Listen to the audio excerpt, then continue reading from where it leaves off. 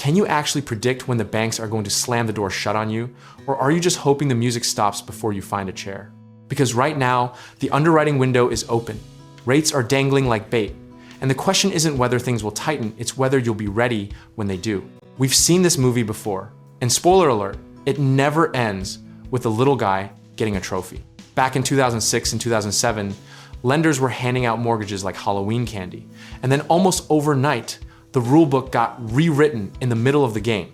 The catalyst here isn't some random act of financial chaos. It's actually a very predictable chain reaction that starts with inflation data, moves through Federal Reserve policy, and lands directly in your debt-to-income ratio. Think of it like a dam. The Fed tightens the bolts 1/4 turn at a time. And by the time water is trickling through the cracks, the flood is already decided. What's wild is that just 18 months ago, the headlines were screaming about a soft landing, rate cuts on the horizon, and a housing market ready to exhale. Now we're sitting here watching the 10-year Treasury yield behave like a caffeinated squirrel, and nobody at the podium seems especially confident about what's next. Jerome Powell has essentially become the world's most powerful weatherman, technically credentialed, professionally cautious, and somehow always surprised by the storm. And the psychological toll of watching rate forecasts get revised every 90 days is real, because it turns disciplined investors into reactive ones, which is exactly the trap you cannot afford to fall into. History is actually your best underwriting analyst here, and it is not subtle about its patterns. After every major tightening cycle, think 1980, 1994, and 2018, there was a window, sometimes 6 months, sometimes 18, where rates plateaued and qualification standards hadn't fully caught up yet. That window is the golden hour of real estate finance. And the cruel irony is that most people don't recognize it until they're watching someone else sign the closing documents. The community of experienced investors calls it the boring middle. No dramatic headlines, no panic, just quietly favorable conditions that reward the prepared. One of the biggest misconceptions floating around right now is that locking in a rate today means you're betting that rates will rise, and that's just not how this works. Locking in is not a prediction, it's a hedge.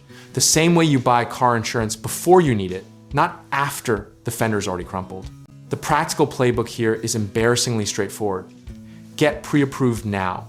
Understand your debt-to-income ceiling, and size your position so that a half-point rate move doesn't blow up your cash flow model. Discipline is not about being right, it's about not being catastrophically wrong when the variable you ignored becomes the only variable that matters. Underwriting standards tighten in response to delinquency data, secondary market appetite, and regulatory pressure. And all three of those levers are currently showing early signs of movement. You don't need a crystal ball to act. You need a checklist and a lender relationship that's already warm before the cold front hits. The people who will look back on this moment with satisfaction are not the ones who timed the market perfectly. They're the ones who sized their risk appropriately and executed a process while everyone else was debating. Conviction is cheap. Position sizing is the real confession of what you actually believe. There's something almost poetic about the fact that the loudest voices online are always either screaming that rates will crash or that the whole system is collapsing. And the truth, as usual, is doing something much more boring and much more actionable in the middle. Real estate has survived every cycle, every tightening, every recession, and every headline. And the assets didn't disappear, they just changed hands. At the end of the day, you cannot control Fed policy, you cannot control bank risk appetite, and you cannot control what the market does next Tuesday. What you can control is your preparation, your documentation, your reserves, and your decision to act before the window narrows rather than after. This isn't about fear, it's about being the person in the room who already did the work when everyone else is still asking what happened. Comfort with any outcome comes from knowing your downside is bounded, your process is sound, and your next move doesn't depend on a perfect prediction. Whether you're looking to get into real estate investing, need contracting work done on a property, or want to connect with lenders who actually understand this market, check out our links in the description below and let us help you get started.